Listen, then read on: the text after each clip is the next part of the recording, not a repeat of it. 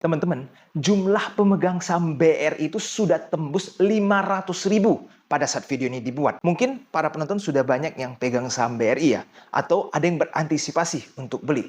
Pertanyaannya adalah apakah BRI ini sudah aman untuk dibeli atau kita harus hindari? Karena ada yang khawatir nih, apakah BRI bisa menjadi seperti Astra? Terus-terusan amblas atau lebih parah lagi seperti Unilever. Pastikan nonton video ini sampai selesai karena saya akan kupas tuntas tentang saham BBRI.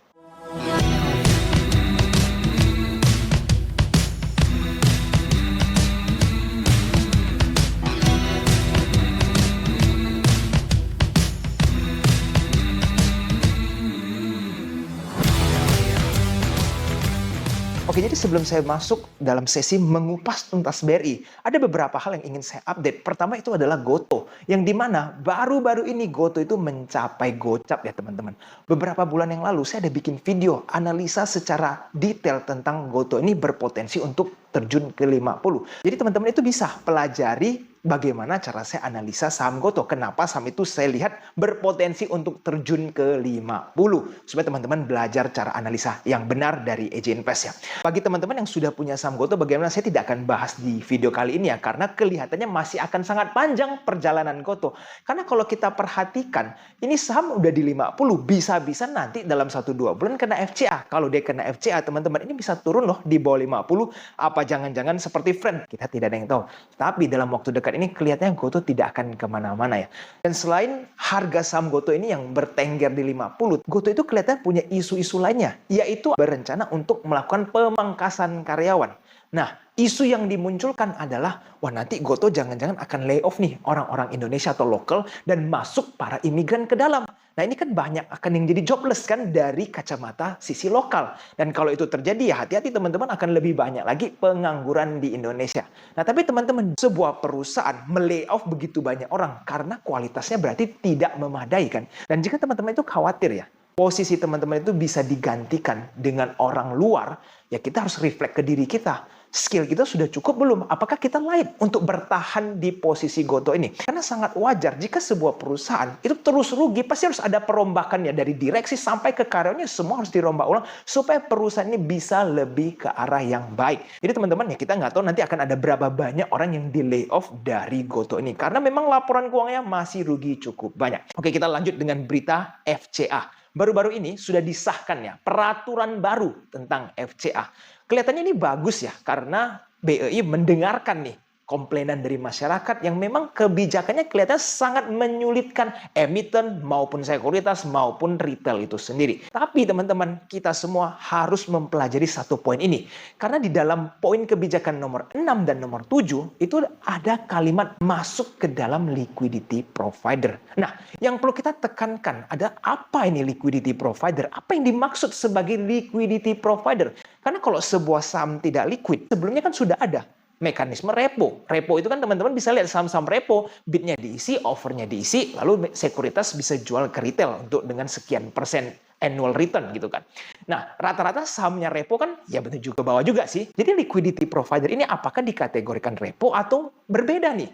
Atau jangan-jangan nextnya itu perorangan bisa jadi liquidity provider, atau jangan-jangan sekuritas bisa nih meng-create demand atau meng-create supply di dalam market sesuai kehendak mereka. Nah ini yang perlu kita pelajari. Karena kalau ini sudah diimplementasikan ke dalam market, kita harus mengerti jangan-jangan saham yang kita pegang itu dikontrol sama liquidity provider ini. Kalau menurut teman-teman, siapa sih liquidity provider ini dan siapa yang berhak menjadi liquidity provider? Bisa tulis di kolom komentar di bawah ya. Oke teman-teman, sebelum saya masuk ke dalam analisa BRI, teman-teman ingat ya, USDIDR kita itu sudah sempat beberapa kali tembus 16.500. Kita harus menyadari bahwa rupiah kita itu makin lama semakin lemah ya. Buying power kita semakin lemah. Udah di dalam negeri inflasi menggerogoti. Itu kalau ke luar negeri makin parah lagi karena nilai kurs kita semakin lemah. Nah buat teman-teman para pekerja atau para pembisnis suka kan pasti nabung, kita kepingin travel.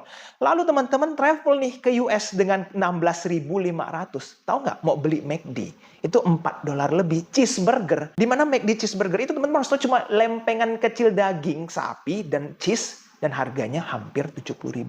Bayangkan teman-teman dari bisa belanja nasi Padang dan lain-lain sampai Amerika beli cuma cheeseburger dapatnya. Kalau yang lain tambah minum combo lainnya udah ratusan ribu. Nah itulah kalau teman-teman tidak kelola rupiah teman-teman dengan baik. Jadi teman-teman bisa pertimbangkan ya untuk mengikuti webinar Edge Invest. Bagaimana sih cara kita mengelola duit kita dengan baik supaya tidak digrogoti dengan inflasi apalagi dari currency lainnya.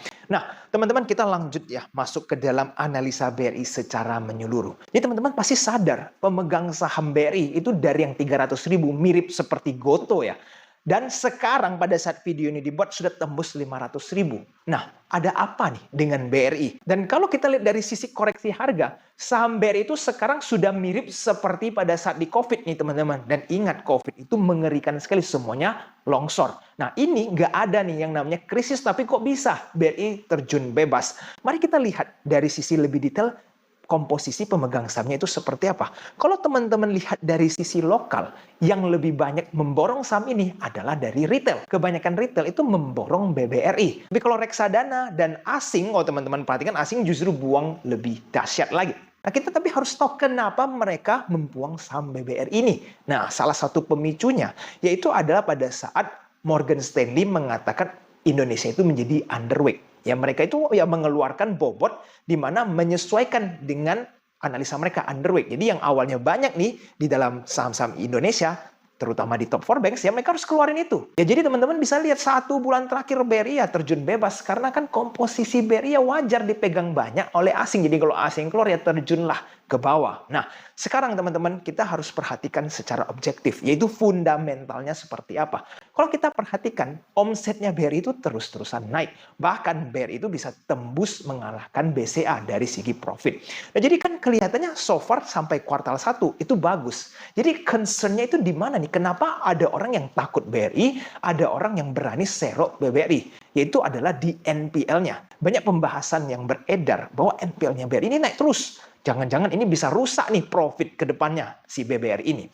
Dan kalau teman-teman lihat sebenarnya dari sisi COVID sampai 2024 awal ini memang NPL-nya naik terus. Tapi kan teman-teman lihat dari COVID saham BRI sempat naik kan. Jadi koreksi BBRI ini didominasi oleh dana asing yang keluar. That's it. Fundamentalnya itu tidak terlalu bermasalah. Nah, tapi teman-teman harus tahu ada satu faktor nih yang teman-teman harus perhatikan secara detail, yaitu adalah kasus Waskita dan Wika. Teman-teman harus tahu kedua perusahaan konstruksi itu utangnya kan masif sekali. Dan bank salah satunya yang memberikan mereka hutang yaitu BRI. Jadi, proses restrukturisasinya kedua Wika dan juga Waskita ini yang dipertanyakan nih. Kalau berjalan mulus ya baik-baik saja. Tapi kalau nanti ada sesuatu yang tidak diinginkan terjadi, maka itu berpotensi untuk memberatkan NPL-nya BRI. Ya hanya itu saja sih. Di luar itu teman-teman saya rasa BRI itu tidak ada masalah. Dari sisi valuasi juga menarik sekali kan. Teman-teman harus tahu kalau NPL naik, dia punya omset turun, kita boleh khawatir. Tapi kalau NPL naik, omset juga konsisten naik. Maka ya akan diimbangi kan, NPL naik, tapi omset juga tetap naik. Dan jika teman-teman anggap mempunyai posisi di 4.400 deh, bukan di dekat 4.000. Jika teman-teman hold BRI dari tahun 2024 sampai misalkan tahun 2030, dividen yield yang teman-teman bisa dapatkan setiap tahun itu cukup besar.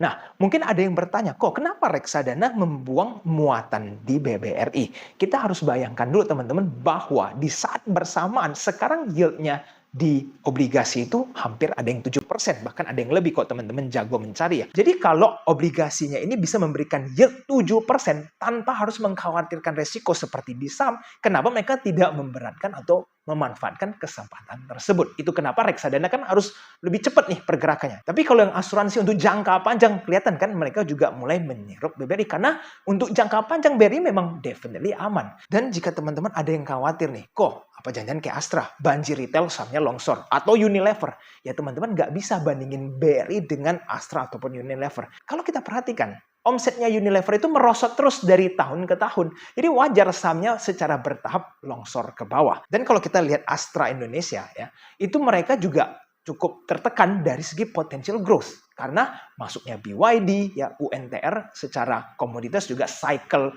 peak-nya sudah mulai turun. Nah, jadi kan ke depannya omsetnya akan kesulitan. Tapi kalau BRI, kira-kira ada nggak sih bank yang akan replace BRI ini? Ya tidak gampang, BRI itu ada sampai pelosok-pelosok desa ya teman-teman. Jadi secara brand kuat, secara local presence ya juga sangat kuat. Sangat sulit untuk ada foreign bank itu tiba-tiba mengalahkan BRI dalam waktu 5 atau 10 tahun. Jadi don't worry teman-teman, BRI ini menurut saya akan sangat aman dan nasibnya tidak akan sama seperti Astra maupun Unilever. Dan kalau teman-teman lihat nih, kok Astra itu karena banjir retail, sahamnya tetap longsor loh ya. Dan BRI dari 300.000 yang kayak Goto, 300.000 itu sampai ke 50, sekarang sudah 500.000. Gimana nih nasibnya? Again, teman-teman jangan khawatir. Dalam waktu dekat mungkin tidak gampang untuk terjadi rebound ya. Karena retailnya ramai. Kan bandar kan nggak mau nih ngangkutin sahamnya begitu gampang. Tapi teman-teman, kita harus memerhatikan pada saat nanti reversal. Karena kalau reversal 5% tiba-tiba hilang 100.000 pemegang sahamnya. Berarti kan banyak scalper ya atau orang-orang yang ya karena murah beli tapi 5% cuan diambil. Nah, teman-teman kalau lihat seperti itu nanti angkatnya akan mulus. Jadi kita tetap harus memonitor jumlah pemegang sahamnya. Dan ingat, asing kalau udah mau masuk BRI, mau 700.000 pemegang saham pun ringan. Ya teman-teman lihat saja, dana mereka itu triliunan. Itu asing. Kalau udah masuk, retail mau TP seperti apapun nggak kerasa buat mereka. Mereka akan tetap bisa mengangkut saham BBRI ini naik. Jadi teman-teman sekali lagi, yang sudah punya BBRI, ya teman-teman tidak perlu panik. Tapi yang belum punya saham BBRI, mungkin teman-teman bisa mempertimbangkan saham ini. Jika teman-teman mendapatkan sebuah titik harga, dividennya itu bisa lebih tinggi daripada yieldnya obligasi. Serok saja saham BRI ini. Karena selain dividen, teman-teman bisa loh dapat capital gain dari belanja saham BBRI ini. Oke, jadi teman-teman semoga video hari ini bisa memberikan clarity ya buat teman-teman yang mungkin sudah beli BRI atau yang berencana untuk beli BBRI. Jika ada pertanyaan, bisa kok teman-teman tulis di kolom komentar di bawah. Atau teman-teman bisa join komunitas Eji Invest ya. Teman-teman bisa ketemuin linknya ada di bawah. Jika teman-teman kenal nih ada orang-orang yang punya saham BRI atau berencana nih untuk beli saham BRI, teman-teman bisa share video ini. Supaya pada saat mereka beli, mereka jelas ya apa yang mereka lakukan dan alasannya itu karena apa sudah dianalisa semuanya dengan baik. Oke teman-teman, sampai jumpa di video selanjutnya. I'll see you again next time. Bye-bye.